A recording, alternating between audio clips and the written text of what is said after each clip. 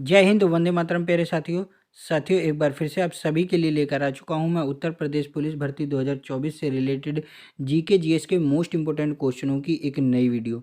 दोस्तों, आज की वीडियो में भी हम उत्तर प्रदेश पुलिस भर्ती से रिलेटेड मोस्ट इंपोर्टेंट क्वेश्चनों को कवर करने वाले हैं। जीके जीएस, यूपी जीके और करंट अफेयर्स के सभी क्वेश्चन मैं इस वीडियो में आप सभी के लिए इंक्लूड करके लेके आया हूँ। तो इस वीडियो को लास्ट तक जरूर से देखिएगा। पहले दोस्तों जीके के क्वेश्चन देखेंगे, उसके बाद यूपी जीके के कुछ क्वेश्चन देखेंगे और उसके बाद दोस्तों हम करंट अफेयर्स के भी मोस्ट इंपोर्टेंट क्वेश्चनों को कवर करेंगे। तो इस वीडियो को लास्ट तक देखिएगा। हर क्वेश्चन को अपनी कॉपी में नोट करके याद जरूर से कर लीजिएगा। ऐसे क्वेश्चन आपको एग्जाम में देखने को मिलने वाले हैं। तो चलिए आज के वीडियो की शुरुआत करते हैं बिना किसी देरी के। लेकिन उससे पहले चैनल को अभी तक आपने सब्सक्राइब नहीं किया है तो एक बार चैनल को सब्सक्राइब करके नोटिफिकेशन बेल को ऑल पर सेट जरूर से कर दीजिए, जिससे दोस्तों यूपी पुलिस कांस्टेबल से रिलेटेड कोई भी वीडियो मेरे चैनल पर आती है तो सबसे पहले आपको नोटिफिकेशन मिल जाए। और वीडियो अगर हमारी अच्छी लगे तो वीडियो को एक लाइक जरूर से कर दीजिएगा। तो चलिए आज के वीडियो की शुरुआत करते हैं। दोस्तों, आज की वीडियो में मोस्ट इंपोर्टेंट क्वेश्चन लेके आया हूँ। तो चलिए शुरुआत करते हैं। पहला क्वेश्चन है दोस्तों, आत्मीय सभा के संस्थापक कौन थे? वेरी इंपॉर्टेंट क्वेश्चन है, यूपी पुलिस कांस्टेबल में पूछा गया क्वेश्चन है दोस्तों। यदि मैं बात करूं कि आत्मीय सभा के संस्थापक कौन थे तो इस क्वेश्चन का राइट आंसर हो जाता है ऑप्शन दोस्तों डी, राजा राम मोहन राय। राजा राम मोहन राय ने आत्मीय सभा की स्थापना कब की थी? सन 1815 ईस्वी में। कब दोस्तों? 1815 ईस्वी में राजा राम मोहन राय ने आत्मीय सभा की स्थापना की थी। मोस्ट इंपॉर्टेंट है, आपको याद जरूर से करना है। अब राजा राम मोहन राय के बारे में कुछ चीज़ें एग्जाम में देखने को मिलती हैं। यदि आपसे पूछे ब्रह्म समाज की स्थापना किसने की थी तो राजा राम मोहन राय ने 1828 ईस्वी में ब्रह्म समाज की स्थापना की थी, याद रखिएगा। राजा राम मोहन राय को दोस्तों भारतीय पुनर्जागरण का जनक, क्या भारतीय पुनर्जागरण का जनक कहा जाता है? वेरी इंपॉर्टेंट है, ये भी आपको याद रख लेना है। ठीक है, नेक्स्ट बात ये आपको याद रख लेनी है। आपसे एग्जाम में पूछ सकता है कि इन्हें राजा की उपाधि किसने दी थी? तो इन्हें दोस्तों राजा की उपाधि देने वाला कौन था? अकबर सेकंड। अकबर सेकंड ने दोस्तों इन्हें राजा की उपाधि दी थी। आपसे पूछ ले कि सती प्रथा का अंत किसने करवाया था तो सती प्रथा का अंत दोस्तों कराने वाले राजा राम मोहन राय थे। इन्हीं की सिफारिश पे दोस्तों सती प्रथा का अंत किया गया था। ठीक है, तो ये चीज़ें आपको राजा राम मोहन राय से रिलेटेड याद रख लेनी है। और आत्मीय सभा के संस्थापक कौन थे? राजा राम मोहन राय थे, ये भी आपको याद रख लेना है। अब यहाँ पर दादा भाई नौरोजी का नाम आया है तो याद रख लीजिएगा। दादा भाई नौरोजी पहले पारसी अध्यक्ष बने थे कांग्रेस के, पारसी अध्यक्ष, ये भी आपको याद रख लेना। पहले पारसी व्यक्ति थे जो कांग्रेस के अध्यक्ष बने थे। इनकी पत्रिका एग्जाम में देखने को मिलती है राफ्त गुफ्तार पत्रिका, ये नाम आपको याद रख लेना है। कौन सी पत्रिका है दोस्तों? राफ्त गुफ्तार पत्रिका। ठीक है, दादा भाई नौरोजी को grand old man of India के नाम से जाना जाता है, आप सभी जानते हैं। आपसे एग्जाम में पूछेगा कि राष्ट्रीय आय का आकलन सबसे पहले किसने लगाया था तो दादा भाई नौरोजी ने ही दोस्तों राष्ट्रीय आय का आकलन सबसे पहले लगाया था। ठीक है, मोस्ट इंपॉर्टेंट है, ये चीज़ आपको जरूर से नोट करनी है। अब यहाँ पर ज्योतिबा फूले का नाम दिया गया है और आपको कमेंट करके बताना है कि ज्योतिबा फूले को किस लिए याद किया जाता है, किस लिए जाना जाता है। ठीक है, चलिए अगला क्वेश्चन देखते हैं। अगला क्वेश्चन है, भारत के किस राज्य में सर्वाधिक सीमेंट का उत्पादन होता है? वेरी इंपॉर्टेंट क्वेश्चन है। यदि मैं बात करूं कि भारत के किस राज्य में सर्वाधिक सीमेंट का उत्पादन होता है तो ऑप्शन डी इसका राइट हो जाता है आंध्र प्रदेश में। कहां पर दोस्तों? आंध्र प्रदेश में सर्वाधिक सीमेंट का उत्पादन किया जाता है। चलिए अगला क्वेश्चन देखते हैं। अगला क्वेश्चन है दोस्तों, नाभिकीय विखंडन अभिक्रिया का सूत्रपात किसने किया था? यानी नाभिकीय विखंडन की अभिक्रिया सबसे पहले किसने बताई थी? कौन सा ऑप्शन राइट हो जाएगा? तो दोस्तों इस क्वेश्चन का राइट आंसर ऑप्शन ए हो जाता है ऑटो हॉर्न ने। ऑटो हॉर्न ने दोस्तों नाभिकीय विखंडन अभिक्रिया का सूत्रपात बताया था, याद रखिएगा। ऑप्शन ए आपका राइट आंसर हो जाता है। चलिए अगला देखते हैं। अगला क्वेश्चन है दोस्तों, चोलमू झील निम्न में से किस प्रांत में है?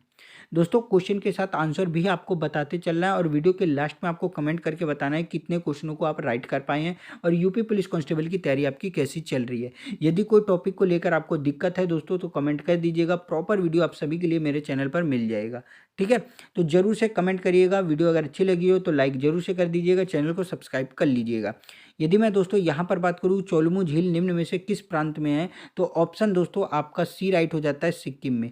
कहाँ पर है दोस्तों? सिक्किम में है, ऑप्शन सी राइट हो जाता है। वेरी इंपॉर्टेंट क्वेश्चन है दोस्तों उत्तर प्रदेश पुलिस कांस्टेबल से रिलेटेड। ठीक है, चलिए अगला देखते हैं।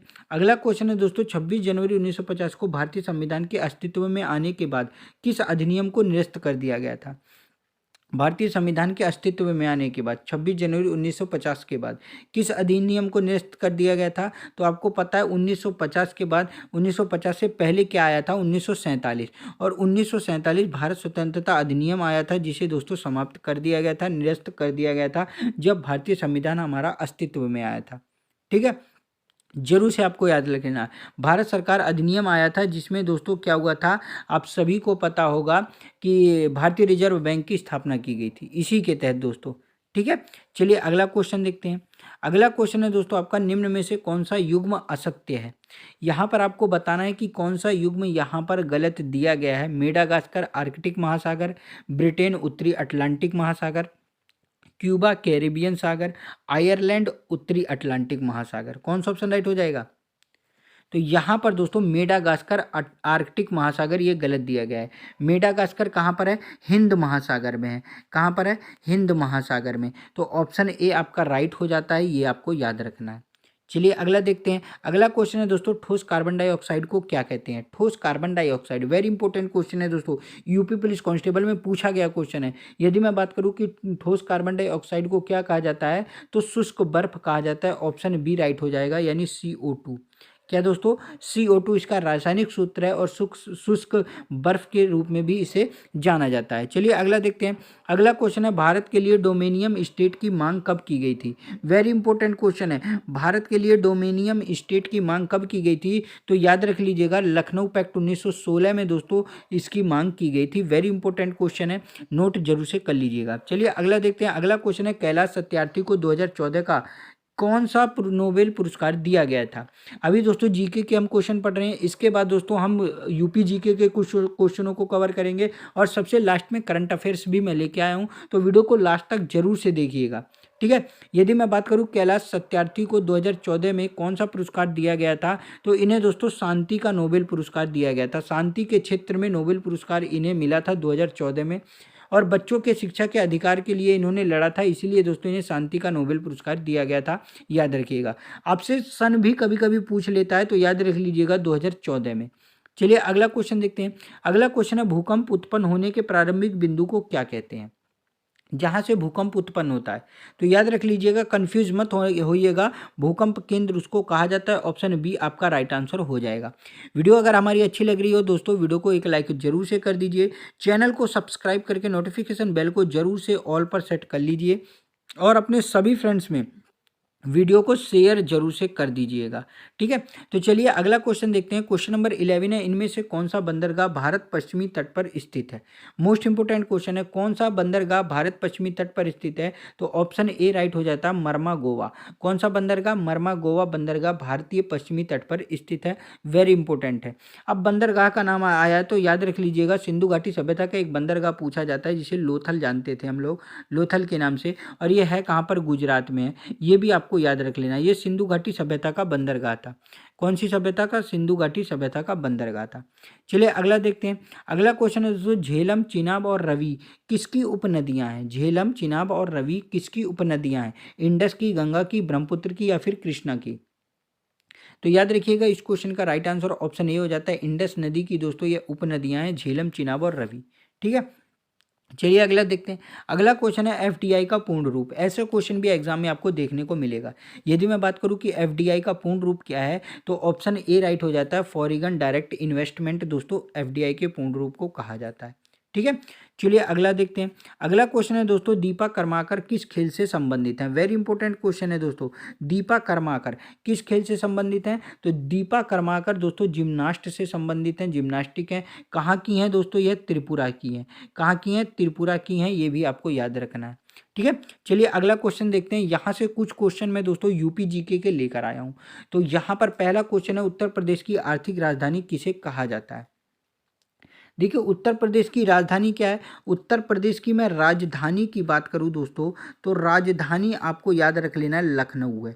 उत्तर प्रदेश की राजधानी क्या है? लखनऊ है। यदि मैं आपसे दोस्तों बात करूं कि उत्तर प्रदेश की न्यायिक राजधानी कौन सी है, कौन सी राजधानी दोस्तों? न्यायिक राजधानी। यदि न्यायिक राजधानी की बात करूं तो प्रयागराज। प्रयागराज यानी इलाहाबाद उत्तर प्रदेश की न्यायिक राजधानी है। और यहाँ पर आर्थिक राजधानी आपसे पूछा गया है। यदि आर्थिक राजधानी की बात करूं तो आर्थिक राजधानी दोस्तों कानपुर है। ऑप्शन ए आपका राइट आंसर हो जाएगा। ठीक है। यदि राजधानी पूछे लखनऊ, न्यायिक राजधानी पूछे प्रयागराज और आर्थिक राजधानी पूछे तो कानपुर आपको सही करके आना है। ठीक है। चलिए अगला क्वेश्चन देखते हैं। अगला क्वेश्चन है उत्तर प्रदेश का कौन सा जिला कांच उद्योग के लिए प्रसिद्ध है। वेरी इंपॉर्टेंट क्वेश्चन है। और यदि मैं बात करूं कि उत्तर प्रदेश का कौन सा जिला कांच उद्योग के लिए फेमस है तो फिरोजाबाद, ऑप्शन ए आपका राइट हो जाएगा। कौन सा? फिरोजाबाद। फिरोजाबाद सबसे ज़्यादा चूड़ियों के लिए भी फेमस है। फिरोजाबाद में सुहागा भी होता है। ठीक है, ये आपको याद रख लेना है। अब यहाँ पर वाराणसी आया, वाराणसी वस्त्र के लिए फेमस है। सबसे ज़्यादा साड़ी कहाँ की फेमस है? वाराणसी की। आगरा, आगरा का क्या दोस्तों? पेठा फेमस है। ठीक है, तो ये चीज़ें आपको जरूर से कवर करके चलना है। चलिए अगला देखते हैं। अगला क्वेश्चन है दोस्तों, लाख बहोसी अभ्यारण्य निम्न में से कहाँ पर स्थित है? लाख बहोसी अभ्यारण्य दोस्तों याद रख लीजिएगा, ये लाख बहोसी अभ्यारण्य यूपी का सबसे बड़ा पक्षी अभ्यारण्य है। और कहाँ पर स्थित है? तो कन्नौज में स्थित है। ऑप्शन ए आपका राइट आंसर हो जाएगा। यूपी का सबसे बड़ा दोस्तों पक्षी अभ्यारण्य है, सबसे बड़ा पक्षी अभ्यारण्य। ठीक है, जरूर से आपको याद रख लेना है। ठीक है, चलिए अगला देखते हैं। अगला क्वेश्चन है, आगरा शहर की स्थापना किसने की थी? यूपी जीके से रिलेटेड ये क्वेश्चन बहुत बार एग्जाम में देखने को मिला है।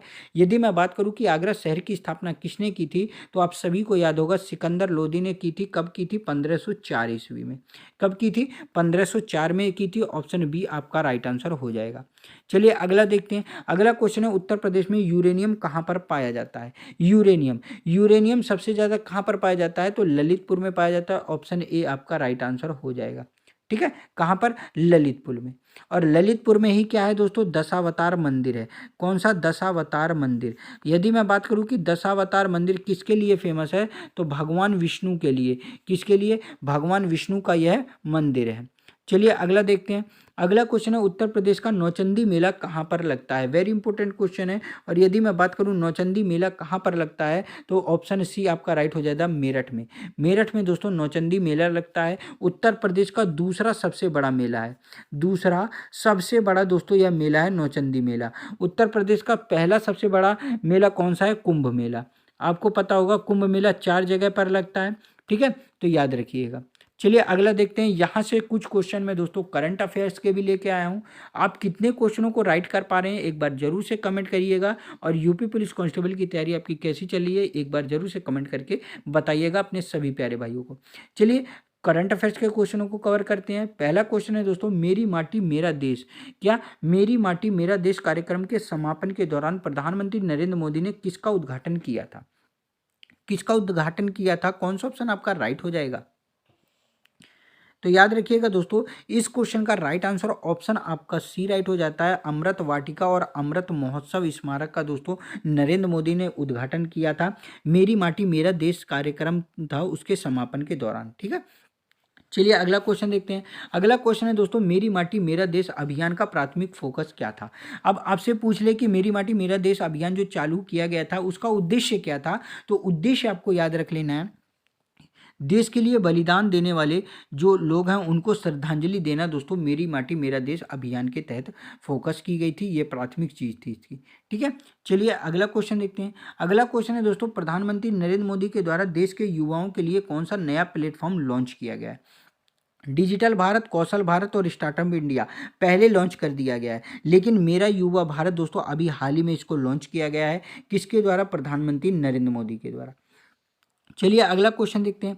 अगला क्वेश्चन है दोस्तों, किस भारतीय नौसेना पोत ने अक्टूबर 2023 को गिनी की खाड़ी में यूरोपीय संघ के साथ संयुक्त अभ्यास में भाग लिया? आपको दोस्तों किसी भी यूट्यूब चैनल पर ये सारी चीज़ें मिक्स करके नहीं मिलेंगी। कोई यूपी जीके की मिलेगी, आपको जीके जीएस की अलग मिलेगी और आपको करंट अफेयर्स की अलग मिलेगी। लेकिन मैं इस वीडियो में सारी चीज़ें आपको कवर करके लाया हूँ और अब से दोस्तों ये सारी चीज़ें इसी तरीके से मैं कवर करके लाऊंगा ताकि सभी चीज़ें आपकी एक साथ कवर होती जाएँ और एग्जाम के लिए आपको कोई भी दिक्कत ना हो। बस चैनल को सब्सक्राइब करके नोटिफिकेशन बेल को ऑल पर जरूर से सेट कर लीजिएगा। यदि मैं दोस्तों इस क्वेश्चन की बात करूं कि किस भारतीय नौसेना पोत ने इस संयुक्त अभ्यास में भाग लिया था तो ऑप्शन दोस्तों आपका ए राइट हो जाता है, आईएनएस सुमेधा ने। किसने दोस्तों? आईएनएस सुमेधा ने इसमें भाग लिया था। चलिए अगला क्वेश्चन देखते हैं। अगला क्वेश्चन है दोस्तों, अक्टूबर 2023 को Abu Dhabi masters 2023 badminton tournament में महिला एकल का खिताब किसने जीता? महिला एकल का खिताब किसने जीता? तो याद रख लीजिएगा ऑप्शन बी राइट हो जाता है, उन्नति हुडा ने। किसने दोस्तों? उन्नति हुडा ने यह खिताब जीता है। वेरी इंपॉर्टेंट है, आपको जरूर से याद कर लेना है। आज के लिए दोस्तों इतना ही। 25 क्वेश्चंस में से आप कितने क्वेश्चनों को राइट कर पाए हैं, एक बार कमेंट जरूर से करिएगा। हमारी वीडियो आपको कैसी लगी एक बार कमेंट करके बताइएगा, और अच्छी लगी हो तो वीडियो को एक लाइक जरूर से भी दोस्तों कर दीजिएगा। चैनल को आपने अभी तक सब्सक्राइब नहीं किया है तो सब्सक्राइब करके नोटिफिकेशन बेल को ऑल पर सेट जरूर से कर दीजिएगा, और अपने इस भाई को अपना प्यार सपोर्ट देते रहिएगा। चलिए मिलते हैं नेक्स्ट वीडियो में, तब तक के लिए जय हिंद, वंदे मातरम प्यारे साथियों।